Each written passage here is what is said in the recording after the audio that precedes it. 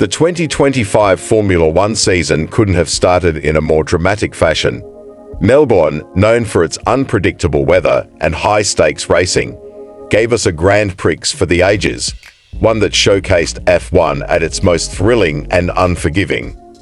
In true Albert Park fashion, the race unfolded under rapidly changing conditions, transitioning from wet to dry and back to wet, keeping drivers and teams on edge.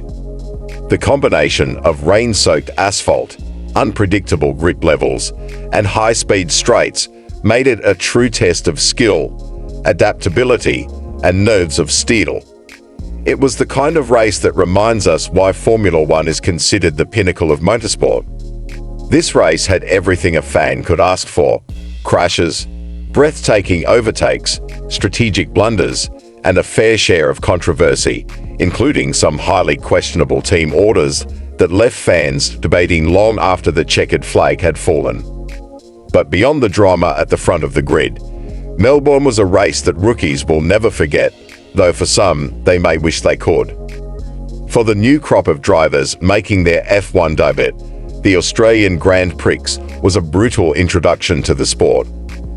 Some seized the moment, while others endured a harsh reality check. One standout performance came from Kimi Antonelli, the young Italian, making his highly anticipated F1 debut, delivered a breathtaking drive, charging from 16th on the grid to a sensational 4th-place finish.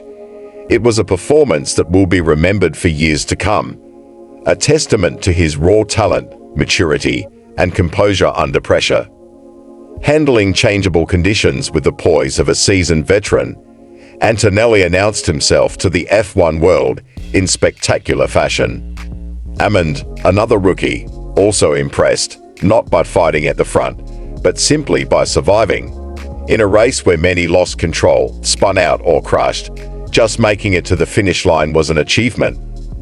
After a difficult weekend where he struggled in both practice and qualifying, he managed to keep his car on track and bring it home.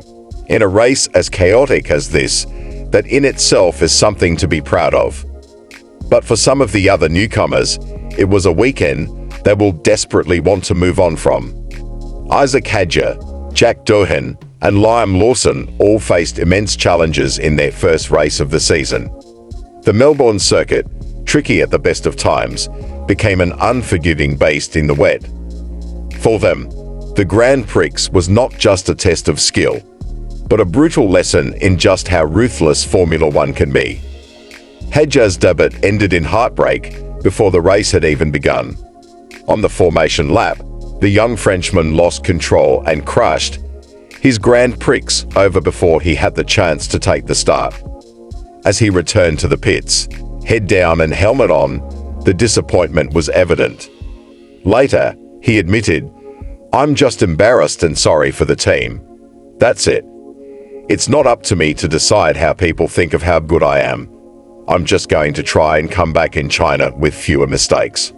Meanwhile, Jack Doohan, racing in front of his home crowd, was eager to impress.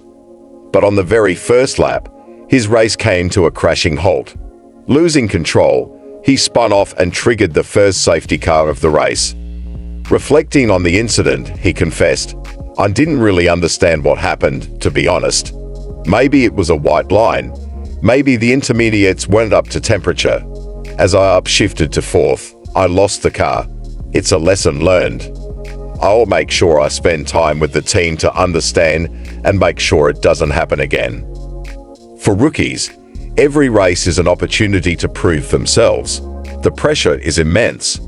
They are not just racing against the best drivers in the world. They are also fighting for their future in the sport. A few bad races can mean the difference between staying in F1 or being replaced. For those outside the sport, it's hard to comprehend the sheer magnitude of what it takes to reach Formula One. These drivers have spent their entire lives preparing for this moment. From the age of 3 or 4, they've been racing karts, climbing through the junior ranks, dedicating every waking moment to the pursuit of a single goal, making it to the top tier of motorsport. An F2 car has 620 horsepower and 570 Nm of torque. Impressive. but nowhere near the sheer power of an F1 machine. In comparison, an F1 car boasts over 1,000 horsepower and an additional 100 Nm of torque. It's the difference between a 1990s Fiat Panda and a brand new BMW M4. Afterward, Sainz was quick to acknowledge the mistake, but he also took the time to congratulate his teammate Alex, who managed to navigate the chaos and start the season on a high note. As if the drama on track wasn't enough, the aftermath of the race saw even more controversy.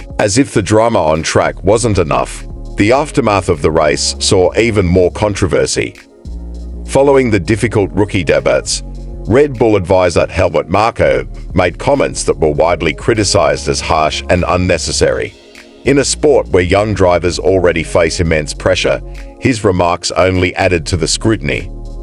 Today, I'll be calling him out on them.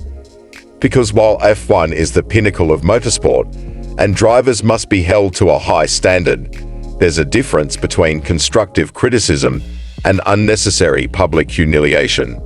The Melbourne Grand Prix was a brutal reminder of how unforgiving Formula One can be. But for the rookies, this is just the beginning. The real test is how they bounce back.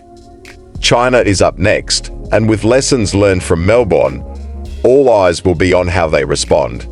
Because in Formula One, it's not just about talent, it's about resilience.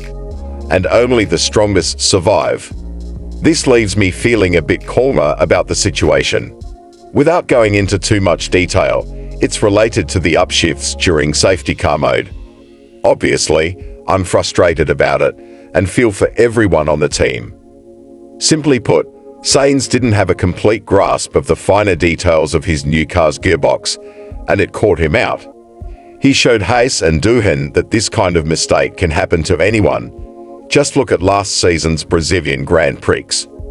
Wet weather is a nightmare for almost every F1 driver, no matter their experience.